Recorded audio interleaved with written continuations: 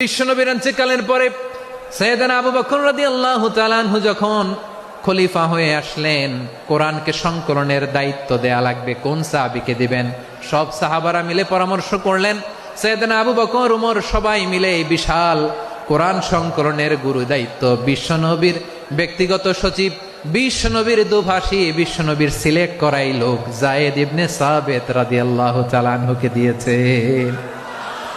এই যে আজকের যে কোরআন পড়েন, এটা আগে এরকম ছিল না। কোরআন নাজিল হলে সাহাবারা চামড়ার, ওটের চামড়ায় লিখে ফেলতো, ওটের চ্যাপ্টা হাড্ডির মধ্যে লিখে ফেলতো, গাছের গুড়ির মধ্যে লিখে ফেলতো, বিভিন্ন জনের কাছে ছড়ানো ছিটানো ছিল। আবু বকর রাদিয়াল্লাহু তাআলা আনহু একসাথে করলেন, পরবর্তীতে উসমান রাদিয়াল্লাহু তাআলা আনহু একসাথে করলেন। 114 সূরার এখন এই মুসহাফ, এই কম্পাইলেশন, এই কপি আমরা পেয়েছি, যার হিউজ কন্ট্রিবিউশন ছিল। এই পুরো কোরআন কম্পাইলেশনের প্রজেক্ট ম্যানেজার ছিল যায়েদ বিন সাবিত রাদিয়াল্লাহু তাআলা।